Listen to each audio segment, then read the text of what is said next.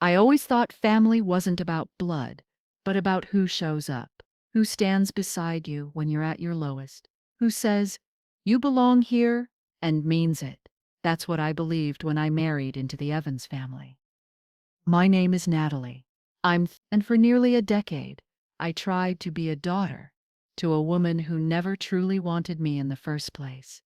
Her name is Irene Evans. She's my ex-mother-in-law, though I suppose now she got exactly what she wanted, me out of the picture, like I was some stain she could scrub out of the family name. But before she pushed me out, she made one mistake. She forgot who gave me the key. It starts 6 years ago, on the night Irene's mother passed away. Her name was Margaret, and she was the only person in that house who ever treated me like more than a convenience. Margaret was in her 80s. She'd been living with Irene for a few years at that point. She had trouble walking, and her memory came and went. But when she saw me, she always smiled. Always.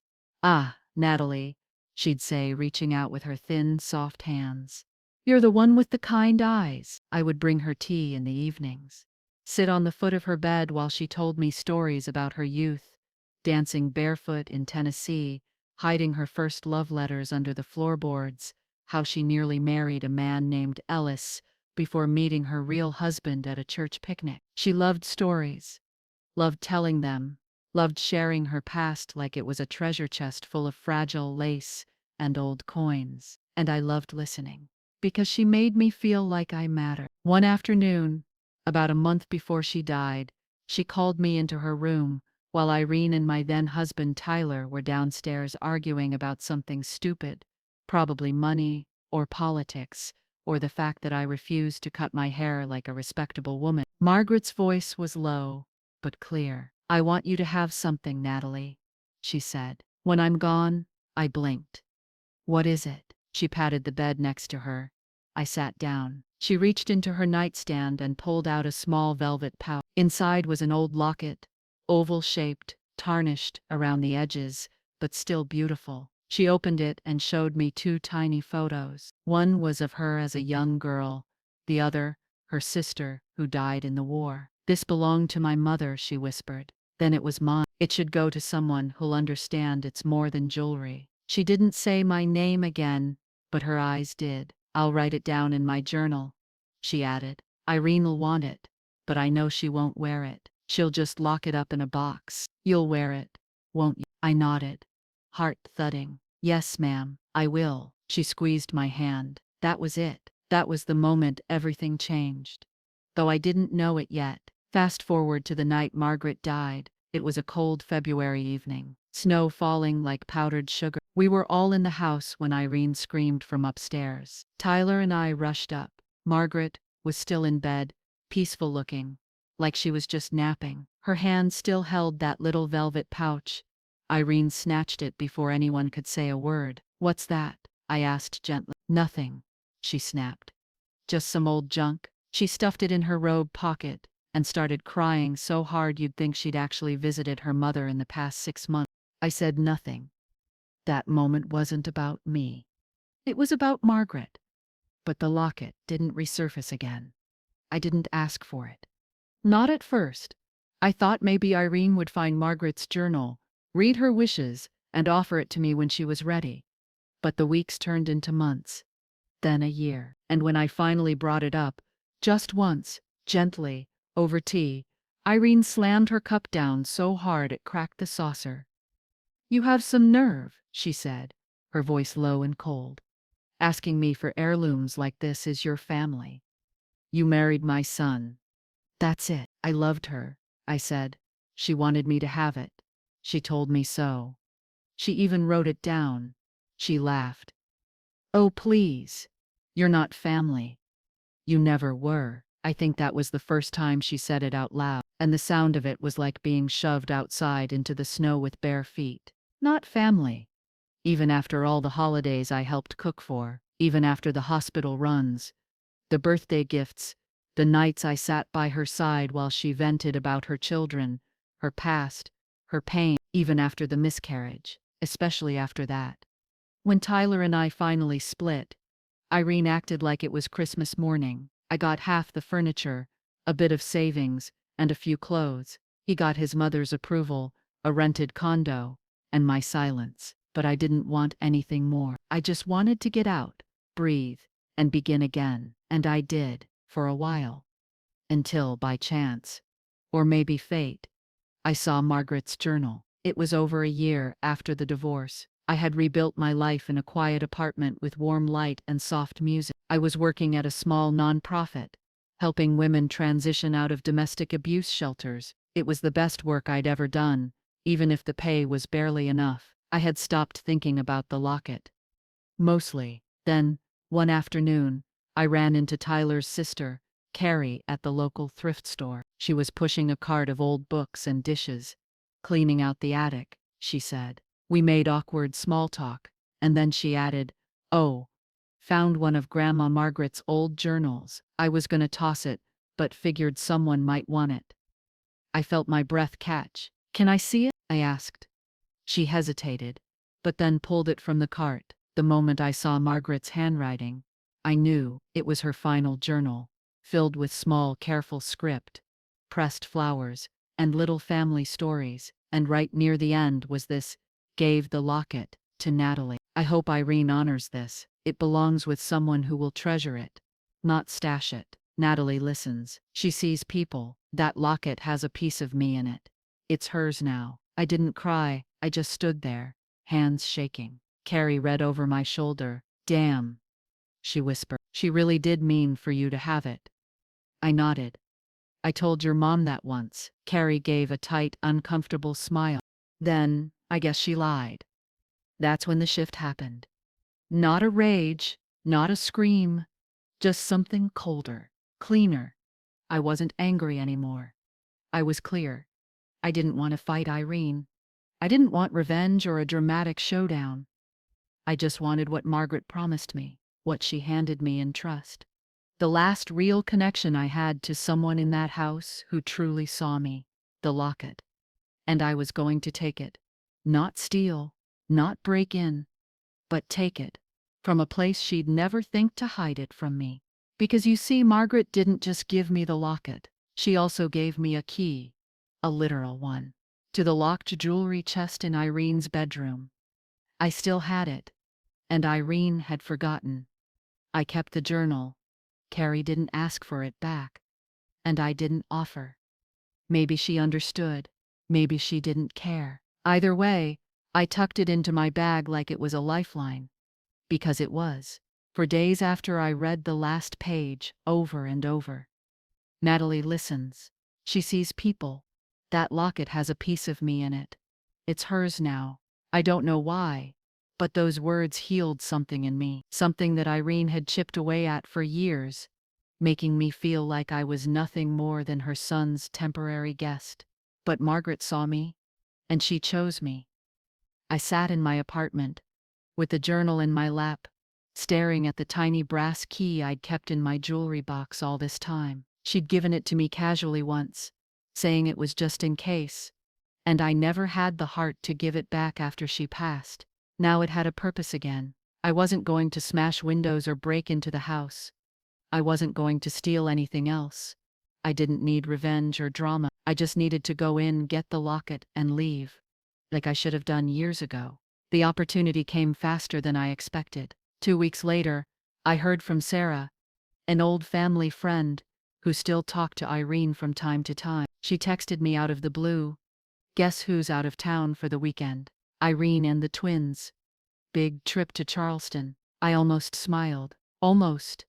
That house was going to be empty. Tyler had moved out long ago, and didn't speak to his mother anymore, which was its own small miracle. He was living 2 states away now, remarried, probably telling his new wife how I was the dramatic one. I wasn't even mad about that anymore.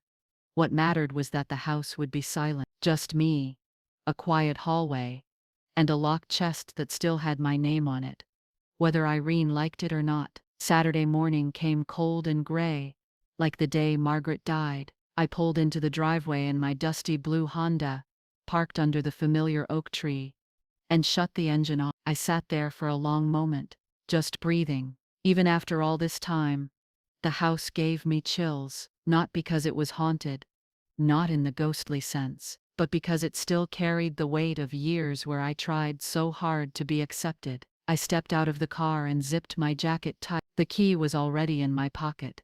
My fingers curled around it as I walked up the porch steps. Irene had changed the front lock years ago, but the side door, the one off the kitchen, was still the same. I'd painted that door once. The summer we got married, it still had the little chip in the corner where I dropped the brush. The key clicked. The door opened. And just like that, I was inside. The house smelled exactly the same. Cheap vanilla candles, lemon polish, and a faint hint of mothballs from the linen closet. I walked slowly through the kitchen, past the island where I once baked cookies for every single holiday, only for Irene to complain they were too sweet or too soft.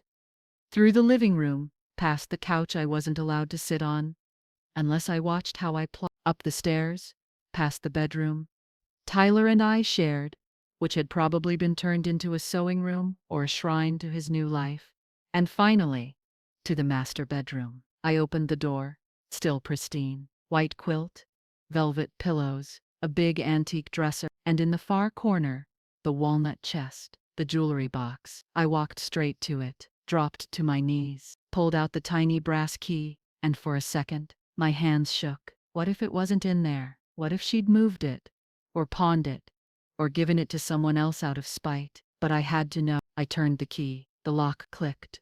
The lid creaked open. Inside were layers of felt-lined compartments, all filled with neatly organized jewelry, a row of brooches, a few pearl earrings, silver bracelets, all arranged like a museum display. And right there, near the back in a small velvet pouch, exactly like I remembered, the locket, Margaret's locket. I picked it up gently, heart racing. The metal was cool in my hand. I opened it, just to be sure. Her photo, and her sister's. It was real, mine. I held it to my chest, shut my eyes, and whispered thank you. I didn't take anything else. I didn't touch another drawer. I didn't even close the lid. I just turned, walked out of the room, and down the stairs. But as I reached the front door, there, on the hallway table, was a photo, a framed one, of all of us, from years ago. Thanksgiving, I think, Irene, Tyler, Carrie, the twins, and me, smiling, holding the turkey platter, like I belonged. I looked at that girl in the picture. She was trying so hard. She thought this. She smiled just right, cooked just right, helped just right. Maybe she'd finally be family. I reached into my purse, pulled out Margaret's journal, and tucked it behind the frame, just barely sticking out. If Irene found it, she'd know, and if she didn't, it would still be here, waiting. I walked back out through the side door, pulled it shut, and locked it behind me. The air outside felt lighter. I got in my car, and didn't look back. That night, I wore the locket for the first time. It hung just below my collarbone. Old, elegant, meaningful. When I looked in the mirror, I didn't see someone trying to fit in anymore. I saw someone who finally knew what she was worth. A week later, I got the call, not from Irene, from Sarah, the same friend who told me about the trip. Her voice crackled with gossip. As she spoke, Irene found the chest open, went nuclear, said someone broke in, called Carrie in tears. But the only thing missing? That locket. I didn't say a word. Then Sarah added, she found the journal, with Margaret's handwriting. It was pretty clear. I waited. She's furious. Said, that girl stole from me, but Carrie's siding with you. She told her. Maybe Natalie didn't steal anything. Maybe she just took back what you never deserved in the first place. I couldn't help it. I laughed. Just once. Soft and real. Sarah didn't press. Just said, well, I thought you'd want to know. I did. I thanked her and hung up. Irene never called me. Never texted. Never filed anything. Because deep down, she knew. She could call me dramatic. She could call me ex-wife. She could even call me a thief. But she'd never call me what Margaret did. Family. A week passed. Then another. I wore the locket every day. At first, it was just for me. Like a private act of reclaiming something sacred. But after a while, it became something more. A conversation piece. A symbol. People would notice it resting just below my collarbone and ask where it came from. And every time, I'd say, it was a gift from someone who saw me when no one else did. Some smiled, some nodded, some just said, "That's beautiful." But no one ever questioned its worth, because they didn't need to. It carried more truth than anything I'd ever worn. One Thursday afternoon, I got a message on Facebook from Carrie. It had been a long time since we'd spoken directly. We were never close.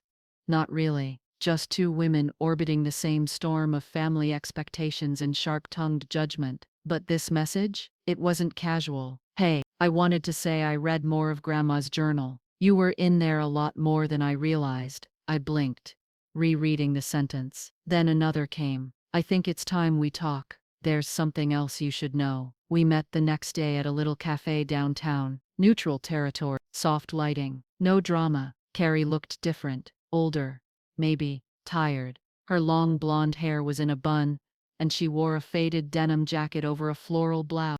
She had the journal in her hands, wrapped in a scarf, like it was a holy relic. We sat across from each other. The silence between us wasn't awkward, just heavy, like we both knew something old was about to break open. She finally said, "I'm sorry." I blinked. For what? For never standing up for you.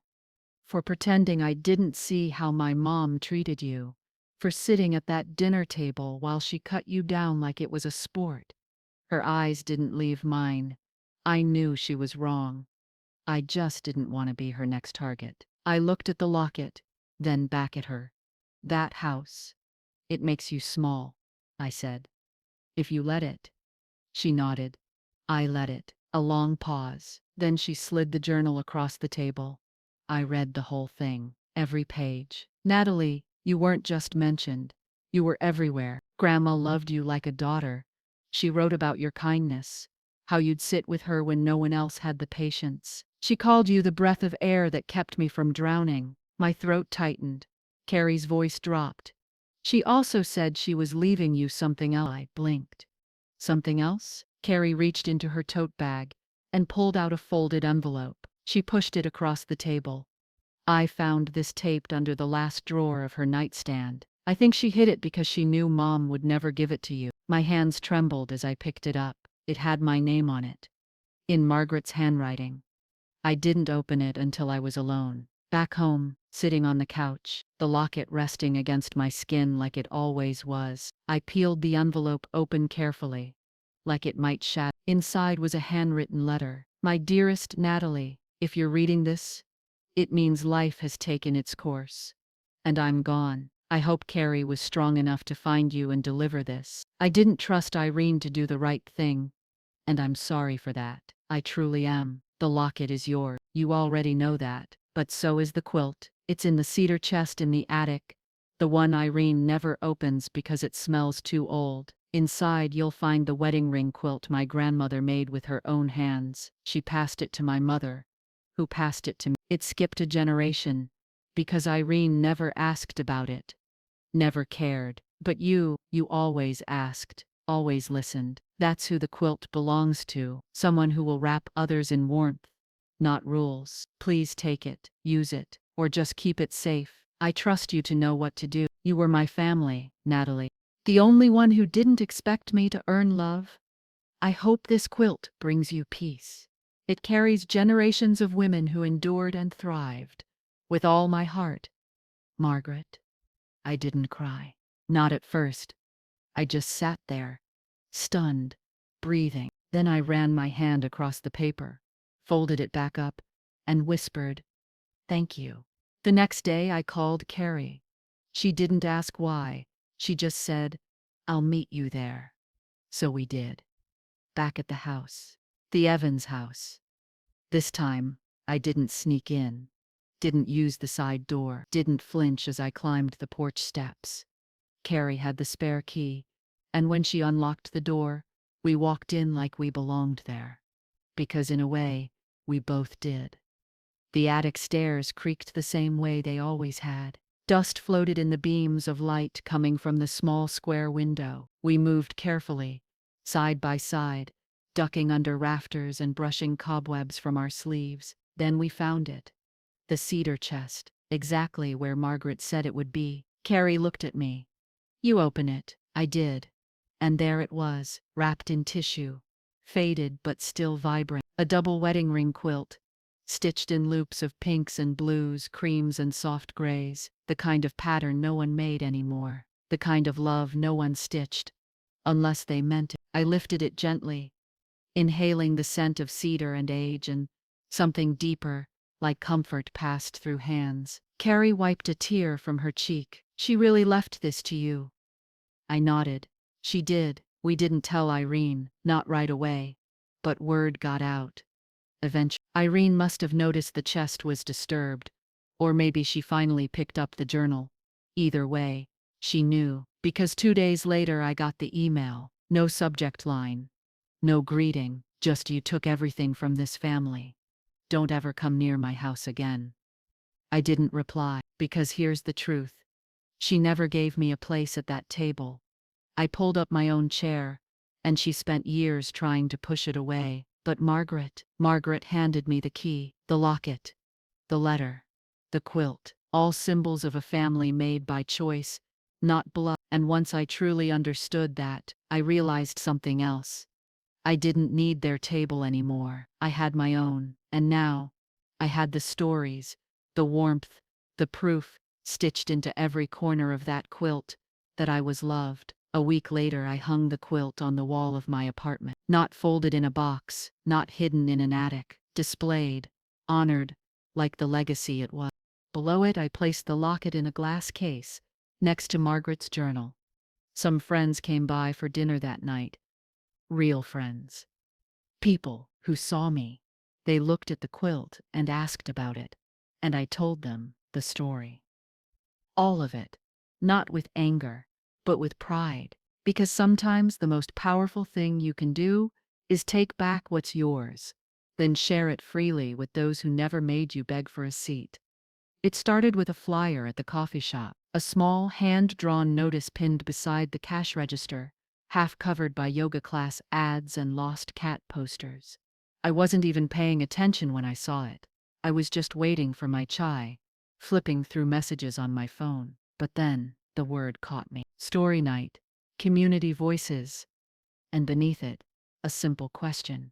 Have a story to tell, something that changed you, something worth remembering? Join us at the downtown library for a night of storytelling. I stared at it. I don't know why it felt personal or why I suddenly imagined standing in front of a microphone, the locket warm against my chest, telling a room full of strangers how I found a family heirloom, hidden in a cedar chest after being told I didn't belong. But I folded up the flyer and put it in my bag, just in case. That night, I sat on my bed staring at the quilt. It hung above my reading chair now, the colors soft in the lamplight, the rings overlapping like linked hands. I thought about Margaret, about the way she always listened, even when no one else did. The way she noticed when I was overwhelmed or tired, and brought me a cup of tea without asking questions. The way she always said, "Some things belong to the heart, not the bloodline." I thought about the locket, the journal, the letter, and how for the first time in my life, I wasn't afraid to be seen. So I signed up. 2 days before the event, I emailed the coordinator. A woman named Lila replied warmly, telling me there was one spot left on the list. I said I'd take it. Then I spent hours rehearsing in front of the mirror, not memorizing, just speaking, remembering, letting the story settle into my voice. I didn't write a speech. I didn't need to. This wasn't something that needed polish. It just needed truth. The night of the event, I wore the locket like armor. My outfit was simple: navy blouse, black pants, low heels, and the locket resting just beneath my collarbone. I brought Margaret's journal in my tote bag, and something else too, folded neatly in tissue paper. The quilt, not to display, just to have, for strength. The library auditorium was full, maybe 60 people, more than I expected. Some looked polished and professional. Others wore jeans and hoodies, but all of them had one thing in common: they were listening, like they came there, wanting to be changed. I sat near the front, hands resting on my lap, palms damp. The woman before me spoke about surviving a car crash that took her sister's life. Her voice cracked. People cried. When she finished, everyone stood. Then, Lila called my name. Next up, Natalie Evans, and everything inside me went still, but my feet moved anyway. The microphone was taller than I expected. The stage felt smaller. The lights were warm, but not blinding. I could see people, real faces, waiting. I took a breath. Then I began. Hi, my name's Natalie, and for a long time, I let other people tell me who I was allowed to be. A pause. Soft silence. I married into a family that never really accepted me. I spent years trying to earn love that came with rules. Be polite, be helpful, don't step out of line. But no matter how much I gave, I was always just the outsider, just the guest. Heads nodded. One person made me feel different, my husband's grandmother, Margaret. She saw me, listened. She left me a small brass locket before she passed away. Something she said held her heart, but after she was gone, her daughter took everything, locked it up, told me I wasn't family anymore. I swallowed. So I left. More silence. But years later I went back, not to start a fight, just to take what was mine. I found that locket. I found her journal. And inside it, I found a letter. One that said she left me something else too. I paused, pulling the folded quilt from my bag. Gasps, not loud, but real. I held it in my arms, draped over one shoulder. This quilt was made by Margaret's grandmother, hand-stitched. Passed down with love. She left it for me, because she believed love is about choice, not bloodline. And that legacy, it belongs to the people who care for it. I looked at the faces in the audience. Some had tears in their eyes, others leaned forward, silent. I didn't come here tonight for sympathy. I came because I finally understand that being left out doesn't mean you're worthless. It just means you need to stop waiting for someone else's table to give you a seat. Sometimes you build your own. I smiled, a small, real one. And maybe, if you're lucky, you find the strength to offer someone else a seat too. Applause rose slowly, not explosive, but steady and heartfelt. People stood, clapped. Some even held their hands over their hearts. I stepped off the stage and sat back down, breath shaking. But something inside me settled. Afterward, people came up to me. One woman said, "That story was mine too." Another offered to buy me coffee just to hear more. A teenage girl with a shy voice asked if she could hug me. And one man, gray-haired, kind eyes, said, "That quilt, that's a piece of American history. Don't ever let it stay hidden again." A week later, I got an invitation. A curator from the local museum had been in the audience. She asked if I'd be willing to lend the quilt for a special exhibit on family heirlooms and untold stories. I said yes, not because I wanted attention, but because Margaret's story deserved to live beyond cedar chests and attic corners. So did mine. On the day of the exhibit, I stood in the gallery with the quilt displayed behind glass. The locket rested beside it, next to a small placard with my name and a quote, "Family is not who claims you, it's who keeps you when there's nothing left to gain." People came and read the journal entries I shared. People stood in front of the quilt, quiet and still. A young couple took a photo together and whispered, "That reminds me of my grandma's." And in that moment, I knew something had shifted. Not just in the world. In me. I wasn't just someone who was left out. I was someone who reclaimed the thread, who rewrote the pattern. And now, I wasn't holding on to the past. I was passing it forward. 3 days after the exhibit opened, the emails started rolling in. The local newspaper had run a piece titled, "Quilted Legacy, Stories Hidden in Stitching," and right beneath the headline was a photo of me, standing beside the glass case, the heirloom quilt folded neatly, with Margaret's locket shining just above my heart. It wasn't meant to be a big deal. I thought it would stay quiet. Just a small gallery show in a town that usually cared more about football scores and school board meetings than art. But the article hit a nerve, not just because of the quilt, because of the truth. The first message came from someone I didn't recognize. "Hi, Natalie. I think I knew your grandmother. I used to help her at the church soup kitchen years ago. That quilt is beautiful. Thank you for sharing her memory. Then another. Your story moved me. I'm estranged from my daughter, and it made me think maybe I need to reach out. Then a different kind of message. You should be ashamed of yourself. That quilt belongs to the Evans family, not to you. And a few hours later, Margaret would roll over in her grave, knowing you dragged family business into the public eye. I stared at the screen for a long time, hands cold, mouth dry. I knew who sent that last one, even without a name. I knew. Irene. I didn't reply, but I didn't delete it either. I let it sit there, a digital scar. I knew the moment she saw the article she'd come for me. She never liked things she couldn't control, especially not legacy. The following Saturday, I stopped by the museum to check on the exhibit. Lila had called and said attendance had been steady, more than they expected. She asked if I'd consider doing a short Q&A at the upcoming closing reception. I said I'd think about it. Part of me was proud, the other part worried, because I hadn't heard from Carrie, not since the article. When I pulled into the museum parking lot, I immediately spotted the car. Black SUV, familiar dents on the side, a tiny blue pine tree air freshener hanging from the mirror. Irene, she was already inside. My stomach dropped. I walked through the front doors, pulse racing. The air inside was cool and quiet, filled with that odd blend of dust and reverence that museums always seem to carry. I rounded the corner to the main exhibit room and froze.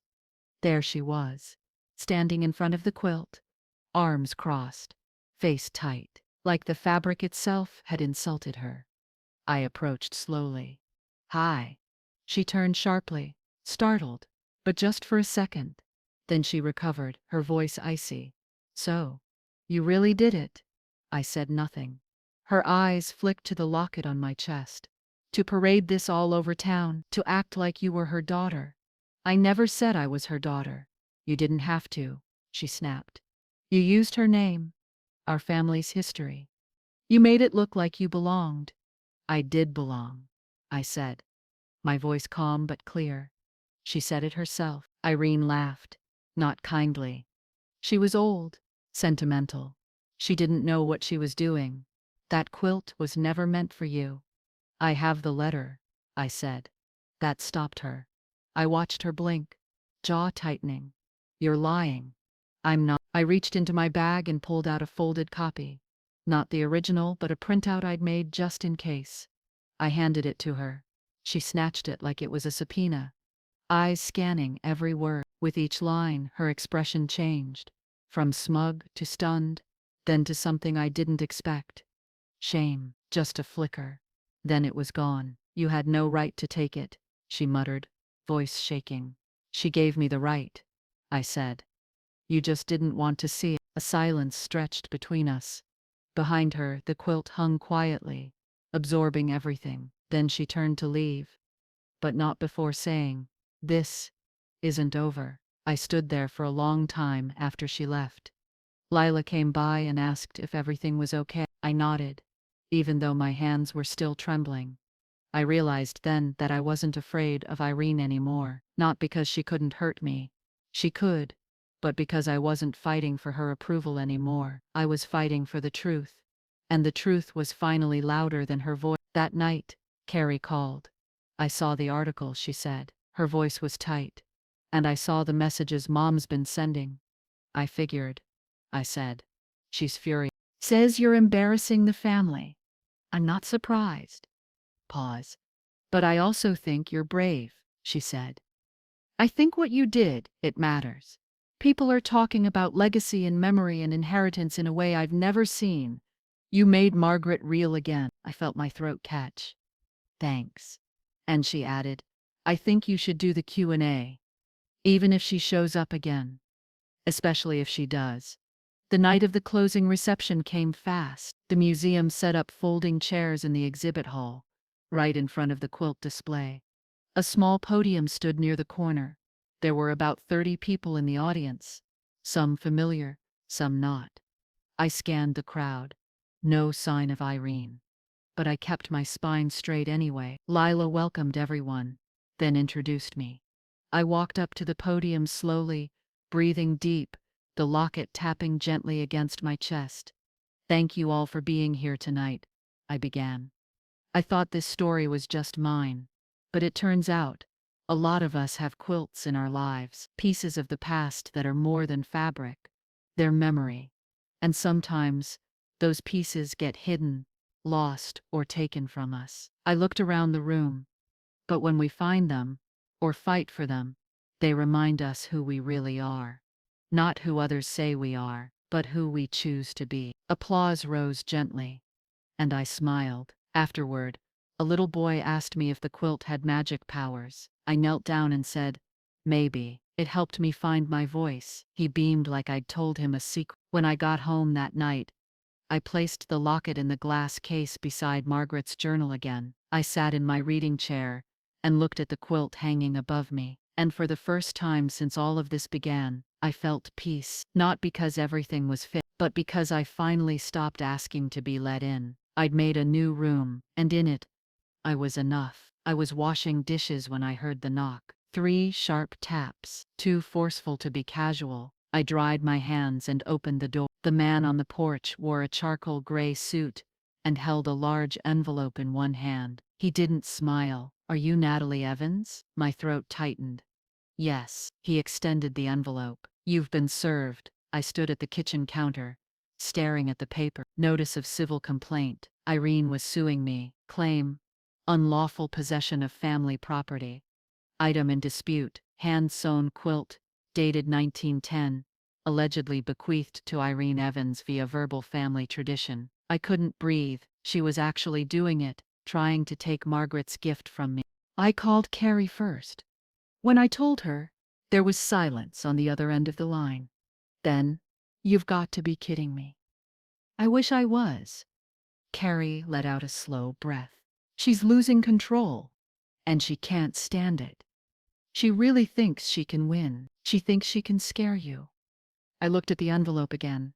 She's not completely wrong. That night, I pulled Margaret's journal from the drawer, carefully flipping to the letter. The original. The ink had faded a little since the day I found it, but the words still glowed in my mind.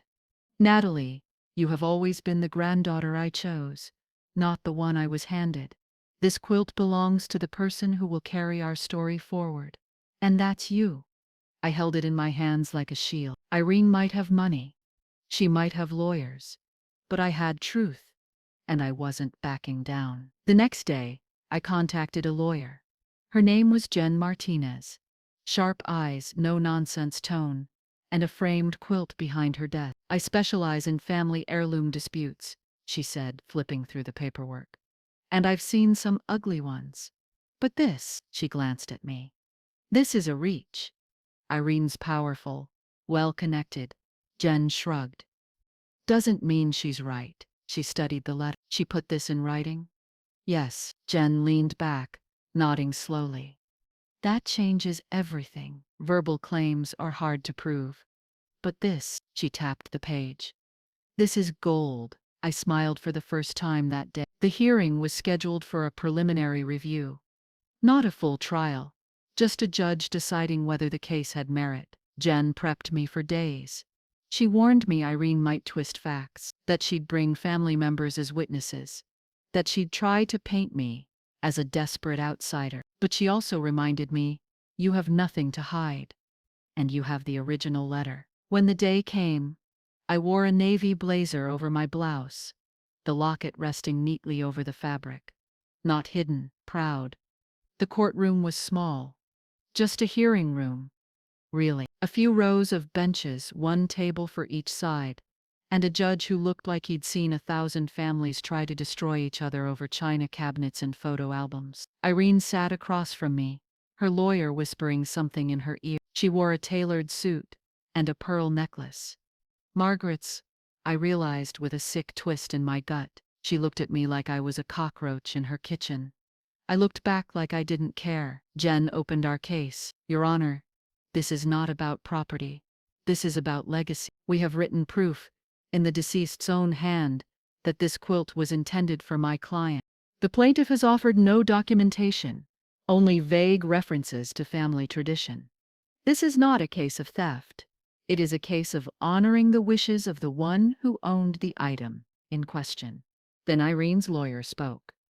The defendant was never legally adopted into the Evans family. She is not listed in any formal will.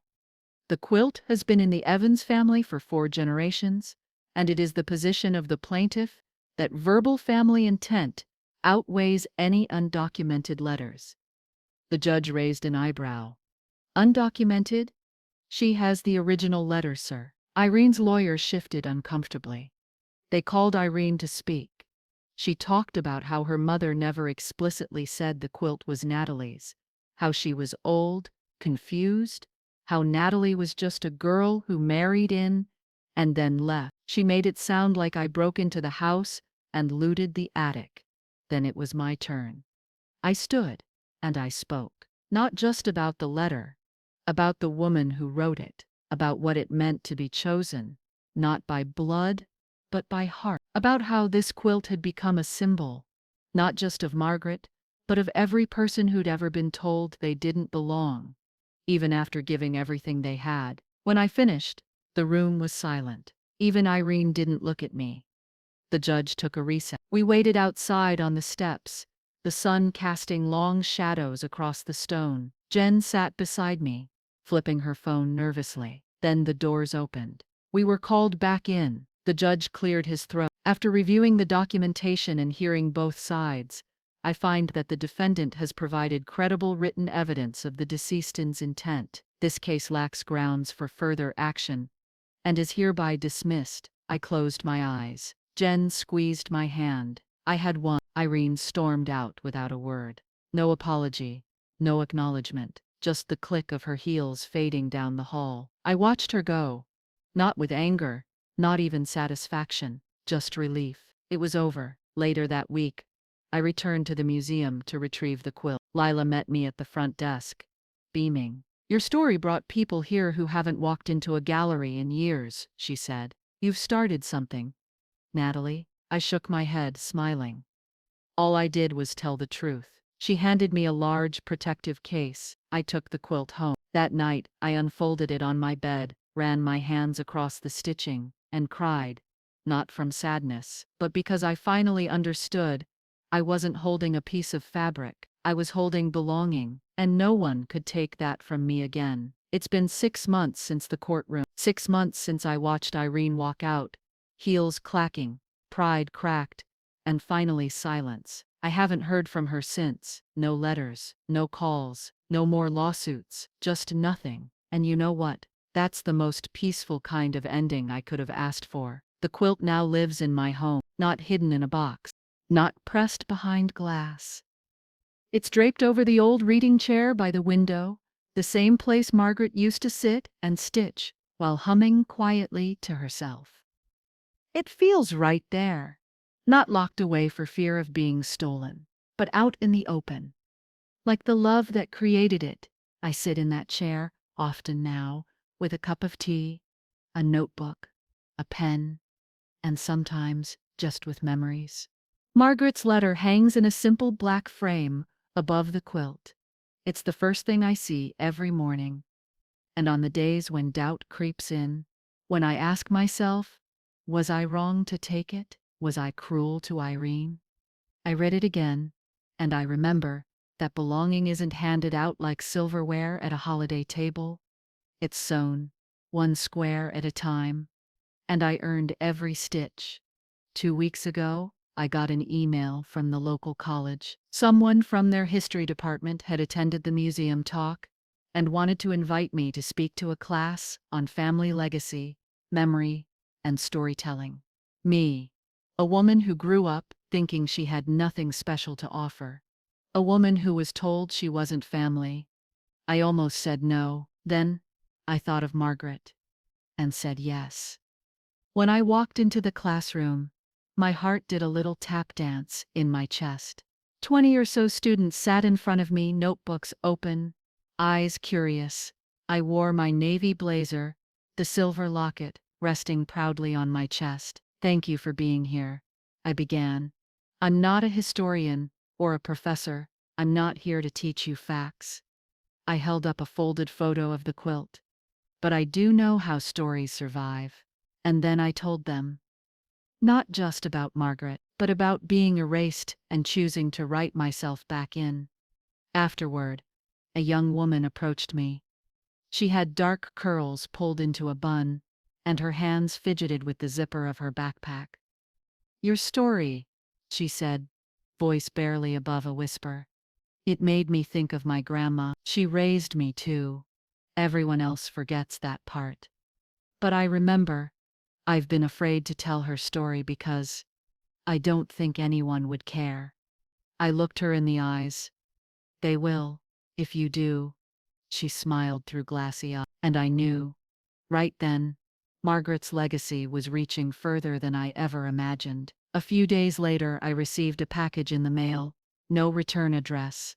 Inside, a small velvet box, and a note for Natalie. She would have wanted you to have it.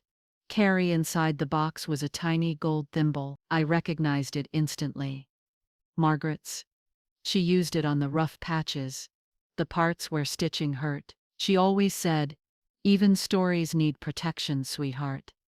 Stitching pain is still stitching. I pressed it into my palm and cried for 10 full minutes. I called Carrie that evening. I didn't think you still had it. She sounded tired, sad, but warm. She gave it to me when I was little. I kept it hidden after everything, but it never felt right. It was always meant for you. Thank you. She was right about you, you know. My throat tightened. She said you were the only one who listened, who really saw her. I didn't know what to say. So I just let the silence say it for me. I've started writing a book, not a memoir.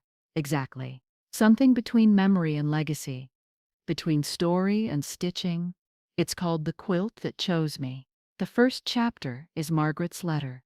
The last chapter, I haven't written it yet, because the story isn't over. I recently started teaching storytelling workshops at the community center. It's mostly women, a few young men too, all holding pieces of memory they never thought mattered. One of them brought in her grandfather's army jacket. Another, a grocery receipt from the day her mother left. They're learning how to stitch with words.